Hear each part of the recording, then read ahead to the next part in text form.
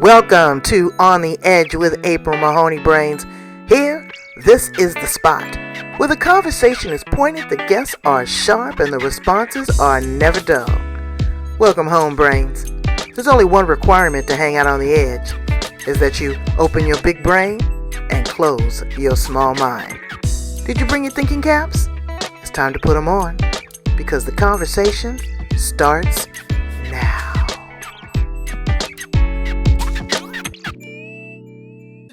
Call them Brains. Welcome to On the Edge with April Mahoney Brains. How you doing? This is the spot, the place where the conversation is pointed, the guests are sharp, and the responses are never dull. Today we have Anna Game Lopata.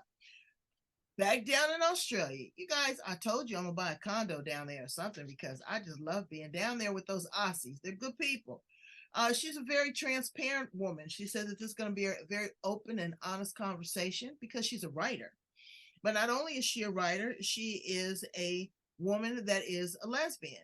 We're going to talk to her a little bit about that and what is the culture down there and the treatment of people in the LGBTQ community. In Australia, I remember when I came there, it was just right before I think that you got legislation to make things legal. So it was a tough go at it.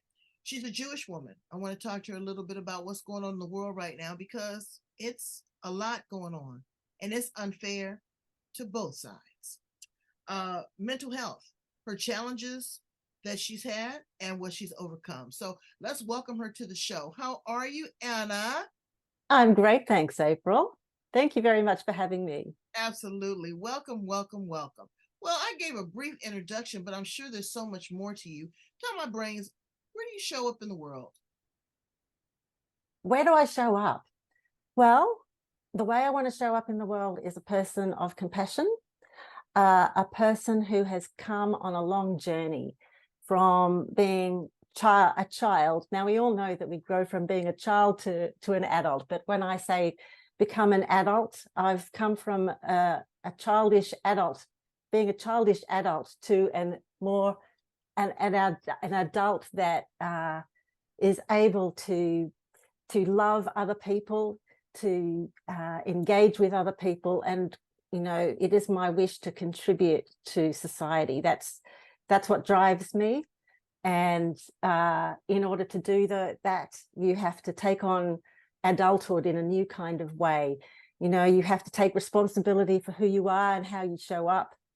You have to embrace integrity, to understand what works in what you're trying to achieve and how to achieve what, to be resilient, and what habits you need to put in place and what actions you need to take. So that's what I've been learning. I'm on a long learning journey so that I can become the person that I want to be and show up in the world as someone who contributes and has a lot of. Right. Because life is not, it's the journey. It's not the destination. Once you get that's right. It's pretty much over. And there's a lot going on. So let's dial back a little bit. Let's start with your humanity and sexuality.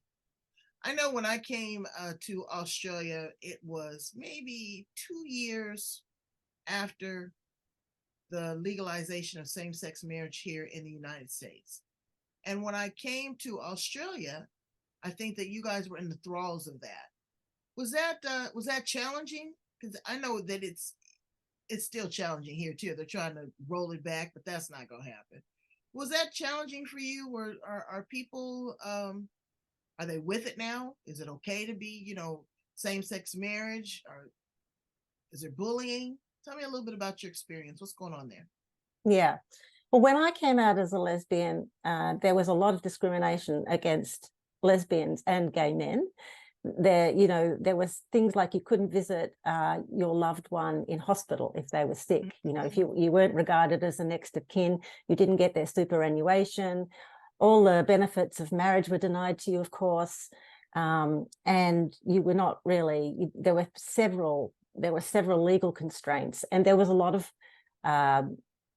I didn't directly experience bullying, but I had lots of friends who shared with me their experiences of bullying, and I know that people did.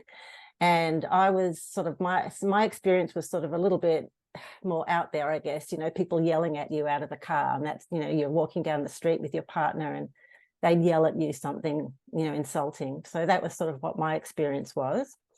And but then the marriage equality came in the last couple of years, and the campaign was pretty nasty. There was a lot of homophobia in the media, and from people who are expressing their views on social media. And I was really quite downhearted about it. I really was nervous, and I thought that it wasn't going to happen. I was completely taken by surprise that there was a yes vote, and that we achieved marriage equality. It was such a momentous day for me. I remember thinking, oh, I can't believe it.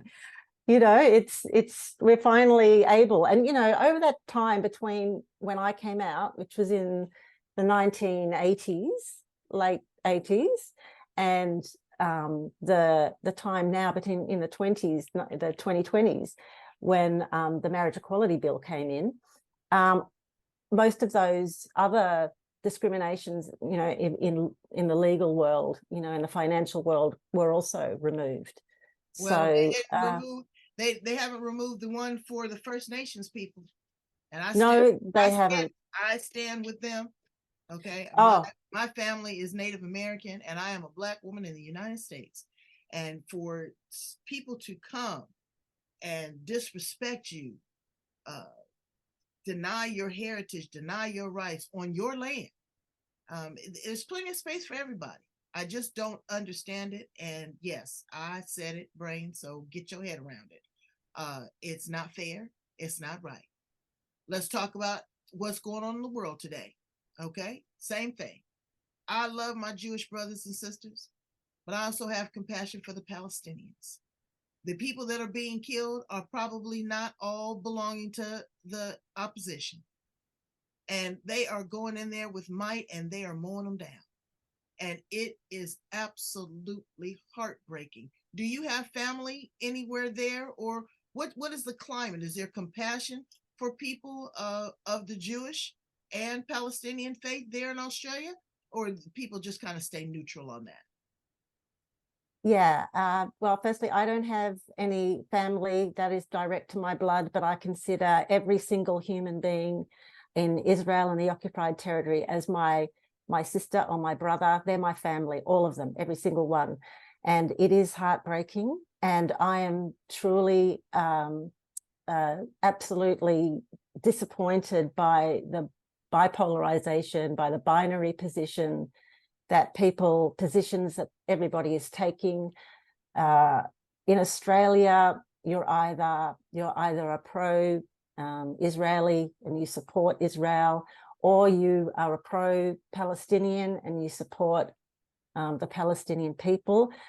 There's a lot of misinformation, there's a lot of propaganda, and each side accuses the other of being misinformed, and each side thinks they are right. What gets me, Anna, is that it's like me here in the United States, civil rights. I'm a child born in the 60s. Civil rights was handed to me. I have, people have said off-color jokes or said things that, out of line, and believe me, I check their ass. Okay, so I don't worry about that. I can take care of myself. But I don't like how these things are generational, epigenetics. This did not happen yesterday, and I get this. And so we are going to continue to have that same mindset. I look at our political landscape. We've got a president that's in his 80s. More power to him. But we're talking about millennials that are working from smartphones, that want electric cars, that want climate conditions. They want all of these things. That is not what these people are about. And I don't know what's going on, but I don't know what your spiritual belief is. But every book that I have read, every religious doctrine, number one, wants us to love, wants there to be peace, and is saying the same thing, that we are living in the last days. And I know there's something going on in Australia because I feel that when I talk to my brothers and sisters down there, I'm closer to the earth, I'm closer to the core. I don't see a lot of religious doctrine, I see more of spirituality. And I tell people all the time that that's where you need to ascend to. That religion's doctrine, it's like a roadmap. It's to try to get you to a certain destination. Are you seeing that? Are you feeling that? Where do you see us headed? Are you worried? I'm concerned. I'm very worried.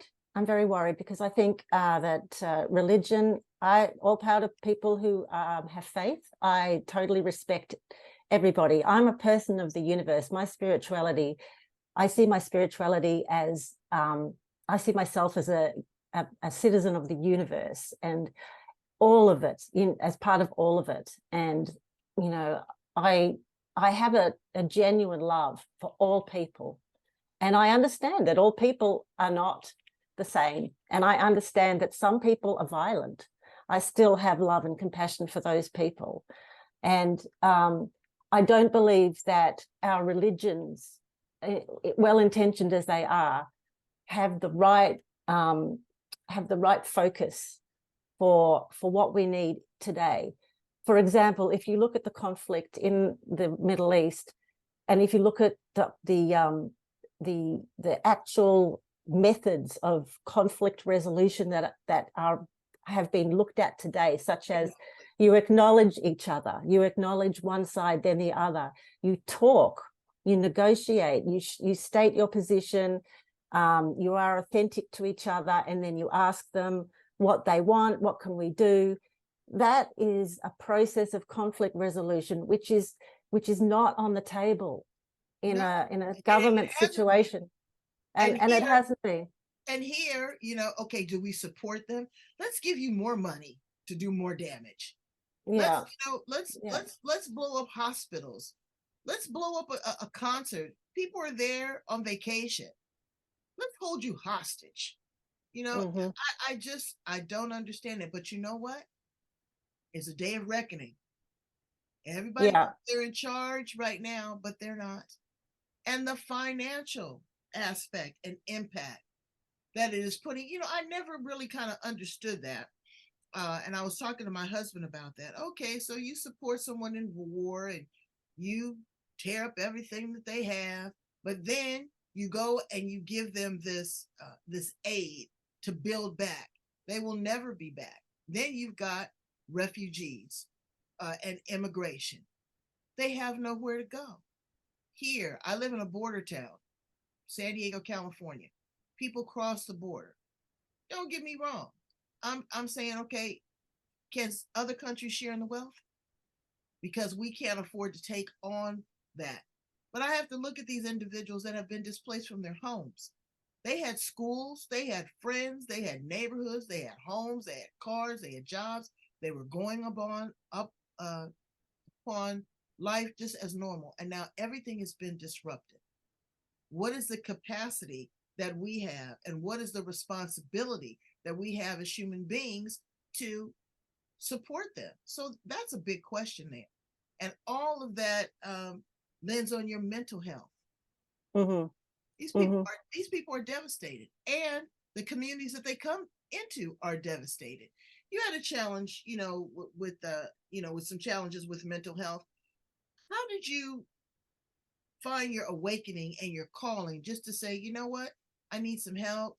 I've got some issues going on. How did you recognize it, and what did you do to make yourself feel better?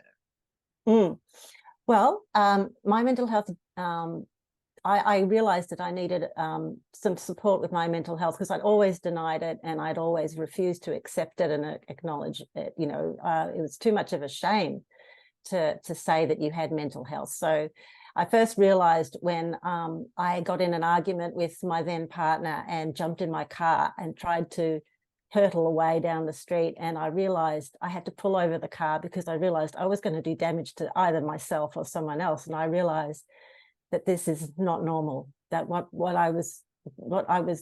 response was not normal. So So I was diagnosed with anxiety disorder and depression at that time. That's over 20 years ago. And since then, I have been medicated for both. So the approach that I took to solving my mental health was a combination of psychology, psychiatry, those sorts of things, and those things helped a lot. And I was fine with that. But really, the thing that helped the most was self-development. The work that I do with Landmark is a global company. It's in the United States as well. It's a self-development company, and the tools that I learned with Landmark made me realize that there was a lot of blame and shame going on, both for myself and for other people. So I think as human beings, we spend a lot of time both blaming ourselves and we call it making ourselves wrong, like doing a lot of hating on ourselves. And hating on ourselves also comes out, and we hate on others, as well. Hurt people. And exactly. Exactly. Well, number one, bravo. I'm proud of you. Sometimes people have these amazing breakthroughs. I've had, professionals on my show that use emotional freedom technique, hypnotherapy. I heard sometimes with people that really, really have some deep issues, they're using ayahuasca, plant medicine, or they're using shock therapy. I couldn't believe that. One of my guests told me that they still use that. Now, that's those severe cases, but here in the United States, they don't give you time to breathe. You'll see a lot, or you'll hear a lot in the news, that people are going rogue with automatic assault rifles in a concert, in a grocery store, in an elementary school. I just don't know. And mental health is tricky because it's not something that you can see. Sometimes you can see that people are uncomfortable in certain situations, but you might think they're just having a bad day. You really don't know how intense it is. But brains, if you feel in your feelings that something is not right, know that there is help. Know that there are people that care about you. Just take it 1 minute at a time. Find some help, get some answers, because a lot of times people will self-medicate themselves, and that makes it worse. You have to work with a trained professional. There are a lot of people that care about you. If there's someone that's abusing you or mistreating you, there's ways to get out of that as well. So we encourage you right now, we speak in existence and love over your life, that you find a way out and that you ask for help, because there is help out there. Your money will make you go crazy too. You work in the field of finance. How did you find yourself in the financial arena? Well, I was working in the media, and I wanted to be a writer, and a lot of the work that I was doing in radio wasn't providing that kind of opportunity. So I applied for a job as a journalist with a finance company. It was very new in those days. It wasn't really a company. It was sort of more like a website. It was just back in the days when websites was just growing, and this guy was doing on the stock market. He was like interviewing companies on the stock market and doing all the money reports and everything like that. And I would interview those people who were floating their companies on the stock market. And so that's how I started. And I moved from there into doing writing for various industries. I wrote for logistics, supply chain. I did farming. I did packaging.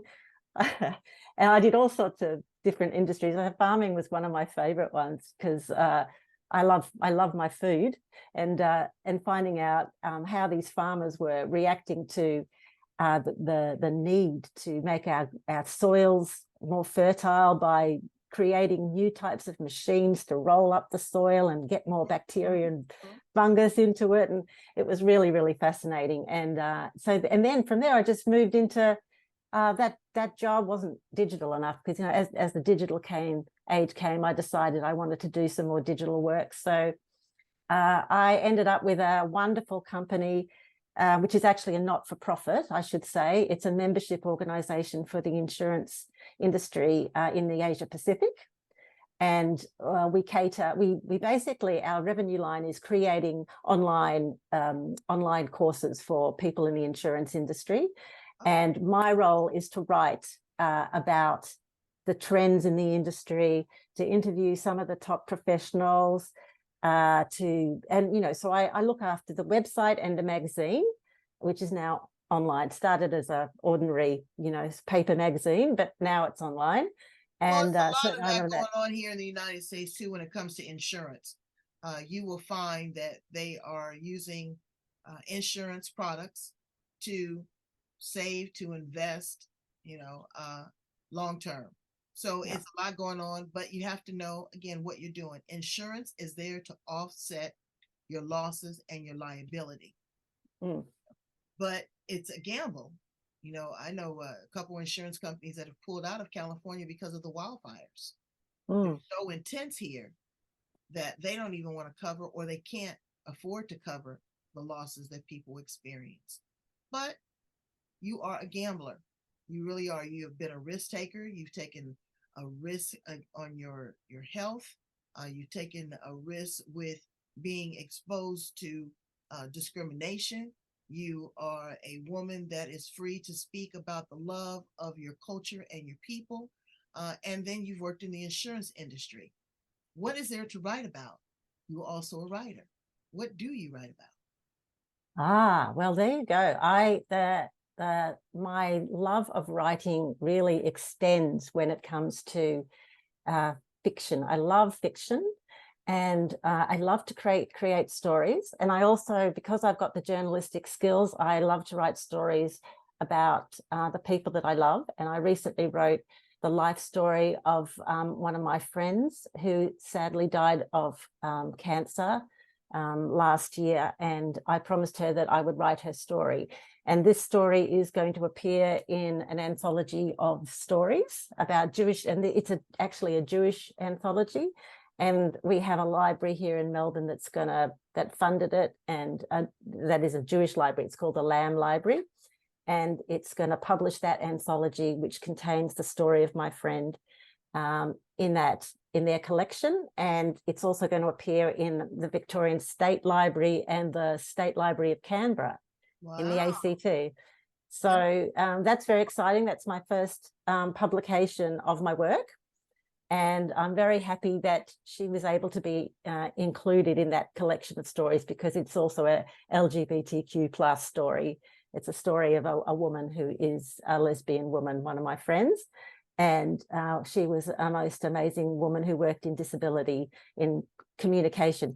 She worked and created solutions and ways to help people who can't speak, either for an intellectual reason or for a physical reason. Wow. But also for heart-centered reasons, because there are people that are afraid to speak. Again, because of the conflict that's going on in the world, people don't want to identify with who they are. I know my mother was very, very fair-skinned. And so I used to say, Mom, did you used to try to pass? And she goes, if it was to my benefit, yes. So people shield their identity. They hide behind this mask of who they are to benefit themselves or to protect themselves. So whenever you are able to speak freely, write about it, you are opening a doorway, a pathway. You're giving a rites of passage to someone else, to another gay, lesbian woman that's Jewish, that's going through the same thing, that may not have family support, that may be in a marriage that they're not, that they're not happy with. We're trying to uncover and discover who they really are. And I think that all of that is amazing. So let's ask you some fun questions. How about that? We done went heavy, okay? If you could time travel anywhere, any period of time, where would you go? What would you do? Gee, that's a tough one. I think I'd go to the ancient world. I'd go to a world where there's still there's still worship of the mother goddess, and to find out what that was like, to find out, because that was a time when women were very powerful, and so they were more powerful, and they when they started to be suppressed. They were not suppressed in the way that they became after. And to learn all the different healing processes with herbs and you know, the ways of thinking, and just to learn what that time was like. It would be wonderful to do that. That's another story I'm writing about. I'm writing a story about that particular time. It's sort of the Bronze Age. You call it we call it the Bronze Age, prior to when Judaism became like a one God religion, when even the Jewish people were worshipping the mother goddess, and they probably weren't. They called it idolatry because that was the case, and there were several other gods as well. There were gods around. So yeah, they called it idolatry. But one of the main aspects to that worship was that it was a worship of the mother goddess and not the father. So I think I would go to the future. I think I would go to like 3000, 3010. You know, I'm a space cadet. I want to see what's happening futuristically. I want to see what the style is, what they're doing with their hair, you know, what kind of music they're playing, you know, what's intellectually stimulating someone in that era. If you were an appliance in the kitchen, what appliance would you be? I think I would be the gas stove. Ooh, a gas stove. A gas stove. I think I'm a little bit old-fashioned, but I've got a lot of fire in me, and I'm easy to, like, all you have to do is put the match to me, and I'm like, ooh, I'm full of inspiration. You go from a flicker to a flame, right? Exactly. From like nothing to the kitchen table.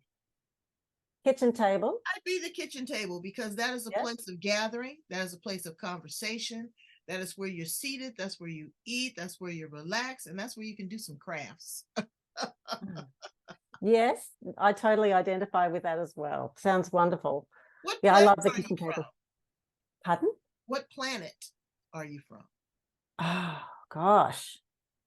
I think I'm probably from, I've always loved Saturn. I think Saturn, because it's the most unusual planet, and I think of myself as being quite different. I've always thought of myself, I'm different from everyone. I'm different from all my family members. And I feel like I have a way of thinking. You know, there's like a circle around me. My circle around me is my people who I love, and my who I communicate with and who support me. And they're also a very wide level of thinking. It represents the people around me, and also a very wide and beautiful level of thinking that takes in everything, all sides, all thoughts. You know, it's very wide. Yeah, it's beautiful. I think I'd be from Jupiter. I like all the rings. I like all the energy. I like the fire. I like the change. I like the frequency. So I think that I would be pretty way out too. If you were an animal, what animal would you be? Definitely a cat. A cat. Cats, yes. Cats are kooky. They are communicative. They are affectionate, but they are also resilient. And they are beautiful. They are elegant. But they are also, as I said, they are hilarious. They have a great sense of humor. And they love their people. They love their people with a passion that is not always well understood. Have a great sense of independence, and I can see that in you. You know, they don't have to be. They can be alone by themselves, and they be okay. Just give them the necessities of, you know, the food and the water and the litter box, and everything else comes naturally to them. And I like that. But they're also a little bit of a predator. Do you see that in yourself? Oh, yeah. I like to go after what I want. But, you know, I would take issue with you about they are independent. There's no doubt about that. They can be alone for a little while. But in general, I certainly, all the cats I've ever had get terribly upset if you leave them alone for very long, and they start getting anxious. And I had one that would sleep underneath the sheet, like she'd crawl under the sheet while I was away, because just trying to find some scent of me, you know, and to stay safe. So, but yeah, and the predator in them, I also see as a sort of a play, like certainly a cat its nature is to hunt. And I think the human being's nature is to hunt as well, looking for fun and thrill, and also obviously to survive. So I don't begrudge my cats that, but because they're not hungry, they generally just play with their prey, which is a bit hard to take. That's the one that's a bit hard to see. And I usually try to save whatever it is they're after at that particular time. I get it. I get it. Yeah, I think that's I'd be right. the party animal. Oh Yeah. Yeah, I'd be the one that, Yeah. I'm that girl. I am that girl. If you had 3 magical wishes, Anna, what would they be? First thing I would wish for is peace on earth. Peace. Second thing I would wish for is an end to violence, especially violence against women. And the third thing I wish for is an end to discrimination and hate. And I think that go hand in hand with that is education. I think experience and education, I would bring on experience and education for everybody, so that they can get a sense of the wider world around them, and connect people to each other so that they can see we're all people. Well, that's 3. I'd love to have 5 wishes. Can I have 5 or 10, 15 wishes? You know what? Again, I believe in abundance. I was just talking to I was at an event earlier today, and I was just talking to a young woman there about manifestation. And she's got these big grandiose ideas. And I said, be careful what you ask for. You just might get it. Everything we ask for is not meant for us. You have to learn how to edit and filter. You have to learn how to figure out what's valuable. You have to realize that some things are not for you. They may be placed on your plate, but you don't like them. What are you going to do with that? And also how you process information is very important. Do you give yourself some time to take a breath, to analyze, to put someone else's feelings? You get into an argument with your partner or whatever. I've been married 39 years to Mr. Magnificent. And when I have a disagreement, after I, calm myself down, I think about it. Okay, was this the intention? Did they misspeak? Did I provoke? What was my contribution to this as well? And then I can go back and I can have a valuable conversation. And I think that is what has allowed us to sustain this relationship for a long time. But he always says, a happy wife is a happy life. So he doesn't even get into it that much. But we all get into our feelings, because that's what makes us human beings. That's what allows boundaries and judgments. Are you good with boundaries? I think I could be better with boundaries, but what I am really good at is recognizing when my feelings, when I don't want to listen to my feelings, when I have a feeling and I know that feeling is not based on a reality that's going on, and I need to ask myself, what really happened? What really did they mean? Just like you said, with your husband, you need to say, what was the intention? And so I'm good at saying, please tell me what it is that you meant by that, or right. What it is what is your commitment, right. Because if for me, my commitment is always love, but being human, you get triggered by things, and you will forget that that's your commitment. And I tell people, honestly, 110%, there's conditions on my love. There's conditions on my love. And so I know they're going to pull me to the side and say, before you get up in here, before you can ascend, April, we got to have a little talk with you. But I look at it, that's not that I'm going to hurt you, I'm going to disrespect you, I'm not going to honor you, but it's not for me. It's like pickles. I can't stand pickles. I don't like them, so I don't eat them. But if you come to my house and you want a hamburger with pickles on them, I'm going to go out and get you the best dill pickles I can find. Because it's not about me all the time. Yeah. When it's about me, it's definitely about me. When it's about you, absolutely. I'm your team, I'm on your team 110%. And people don't allow that. They don't allow you space anymore, Anna, not to like something. If there's something that you don't like, it's okay as long as you're not bothering somebody. But I'm not going to force you to to assimilate, because that causes assassination of your character, of your values. And it's very important that people allow you that space. Don't bother people. Mind your own business. How about that, Brains? Mind your business. It's not up to you. But what you can do is you might open yourself up to a conversation, because there's always something to learn, even from opposition, even from the adversary. Why do they feel so strongly about that? There may be something that we're missing, because we're so righteous, self-righteous. So I think that you are wonderful. I think that you are smart. I think that you are a little bit of a kitty cat that could be on a hot tin roof or a stove. And you are absolutely wonderful. Please tell my brains how to get in contact with you, Anna, and how to, work with you. Look forward to your upcoming book and the anthology. As soon as that comes out, you're going to let me know, and we are going to run the promo for that, because it's so important to get the word out, to get the story out, to allow people space, capacity, understanding, and wisdom, but mostly love. How can they share in your love?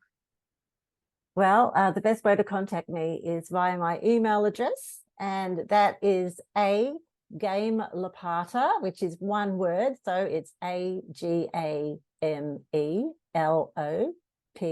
for Peter, A-T for Tom, A, and then it's just at gmail.com. So agamelopata@gmail.com. And if anyone would like to write fictional stories about strong Jewish characters, I'd love to do that as well.